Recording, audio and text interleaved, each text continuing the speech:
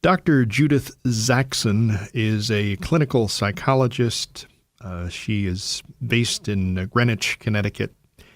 Her private practice focuses on areas including depression, anxiety, panic attacks, relationship issues, parenting issues. The very first area I want to talk about in discussion with you, Dr. Zackson, is, talking about trauma. Children of abusive parents, are they in reality dealing with their own version of PTSD? Yeah, that's such a great question.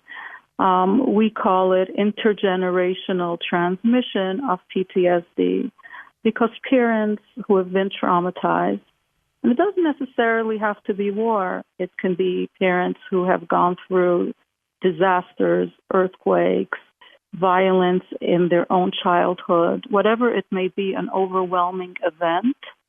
Those parents who haven't dealt with it, they deal with their own trauma either by not talking about it and being emotionally absent. And children know, we all know when our parents are anxious, even if they don't tell us.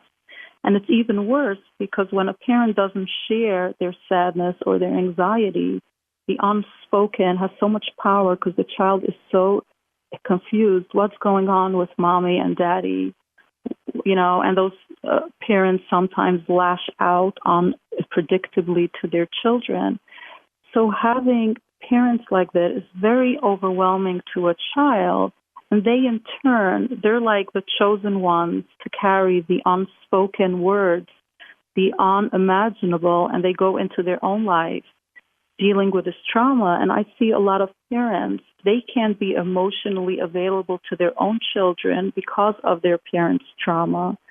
I've had the other day a man in his 70s come in, and he was talking about how guilty he felt that he couldn't be available to his children because his parents were Holocaust survivors, and they weren't available, and therefore he wasn't. But now he felt so good because actually his grandchildren were doing well. He felt so elated that finally the cycle is broken. So it's really profound how parents can pass on their own traumas onto their children. You just mentioned something that I actually had never thought of this in connection with PTSD. You mentioned the Holocaust. Mm-hmm. And you think of the horrifying series of events that encompassed. And think of the lasting effects of that. I mean, that's a form of PTSD, I would assume. Absolutely. That's a big form of PTSD, and there's a lot of studies done. What is the impact on children and grandchildren of Holocaust survivors? I know personally, my father lost 4 kids. My mother was in hiding, and I know what it's like to live with parents who have gone through profound traumas. That's why I actually became a clinical psychologist, because I wanted to be able to make meaning and make sense and help others that have been through this. The silent parents have an impact on the children that are much greater than the parents that are able to put meaning into words of their experience.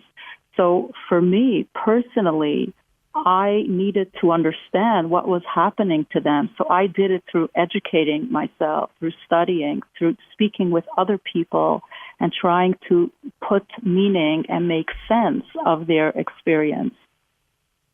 Those silent parents, and it's interesting that you use that term, in a way, they're protecting themselves from the memories, but are they also, maybe not even on a conscious level, seeking to protect their children?